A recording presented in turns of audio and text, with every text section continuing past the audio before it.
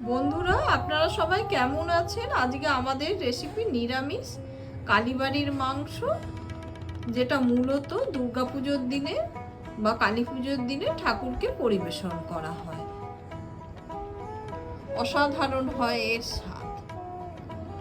আমার এই রেসিপিটা আপনাদের যদি ভালো লাগে, লাইক, শেয়ার, কমেন্ট আর সাবস্ক্রাইব করতে ভুলবেন না আমার চ্যানেলটা। অনেক বন্ধুই আছেন যারা নিরামিষ মাংসের রেসিপিটা জানেন না। আজ আমি তাদের কথা ভেবে এই রেসিপিটা শেয়ার করলাম।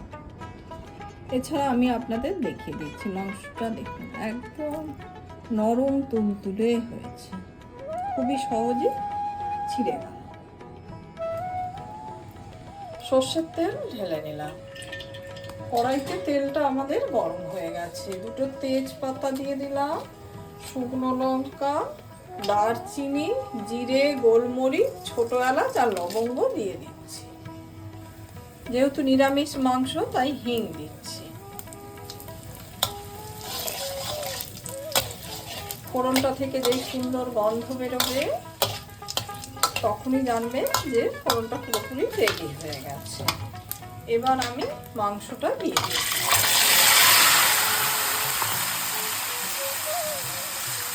নিরামিষ মাংস কিন্তু মূলত বলির পাঁঠাতেই তৈরি হয়।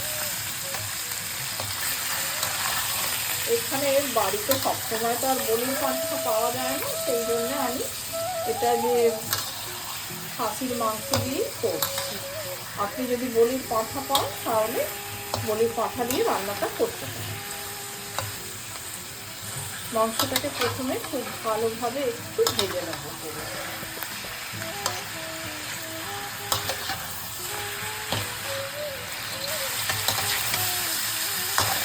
এদিকে মাংসটা কিন্তু আমাদের খুব ভালোভাবে ভাজা হয়ে গেছে।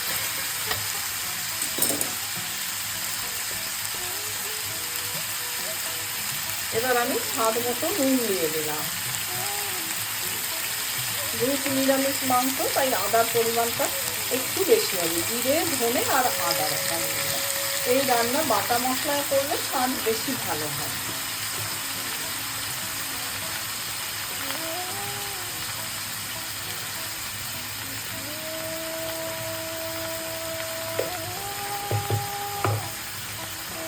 লঙ্কা বাটা দিয়ে দিলাম।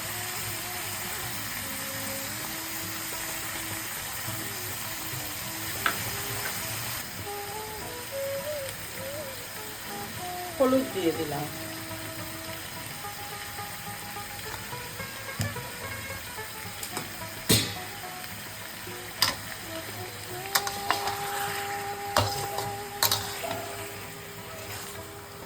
মশলা সহ মাংসটাকে কিন্তু ভালো করে কষাতে হবে।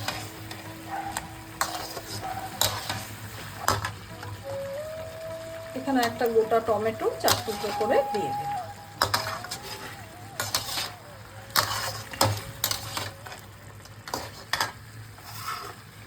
এবার আমি কেটে রাখা আলুটাও দিয়ে দিচ্ছি।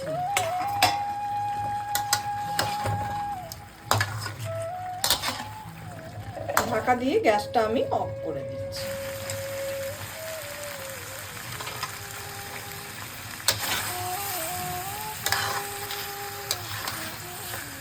এদিকে জলটা আমাদের মরে গেছে। এবার আমি দই দিয়ে দিচ্ছি। দই এখানে 100 গ্রাম দিলাম।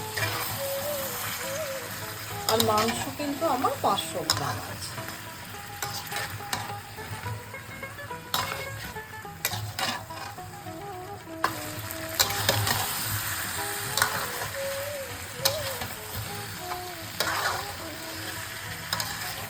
ওইদিকে মাংসটা কিন্তু আমাদের খুব ভালোভাবে কষানো হয়ে গেছে।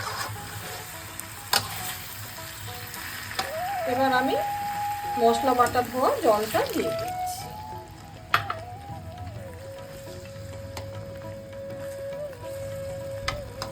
আরো ওই বাটির 1 বাটি জল দিয়ে দিলাম।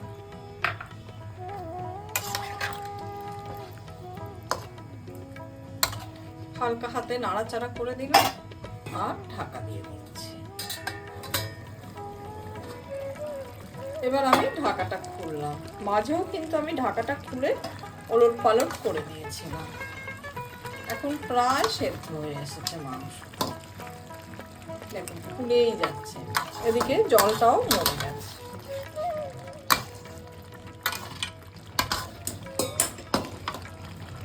উপর থেকে আমি রোস্টেড মশলা দিয়ে দিলাম 1 চামচ।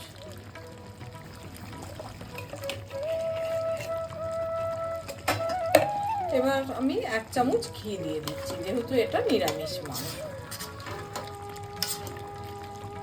আর মাংস যেহেতু আমাদের প্রায় সেদ্ধ হয়ে গেছে, এবার আমি ঢাকা দিয়ে দিচ্ছি হালকা নাড়াচাড়া করে, তবে ঘিয়ের গন্ধটা থাকবে। আরো 10 মিনিট বাদে আমি ঢাকাটা খুললাম। ভীষণ সুন্দর একটা রং হয়েছে, আর গন্ধটাও ভীষণ সুন্দর হয়েছে, একদম মাখো মাখো হয়েছে। ভীষণ ভালো খেতে হয় এই নিরামিষ মাংস। আমার এই রেসিপিটা যদি আপনাদের ভালো লাগে, লাইক, শেয়ার, কমেন্ট আর সাবস্ক্রাইব করতে ভুলবেন না আমার চ্যানেলটা।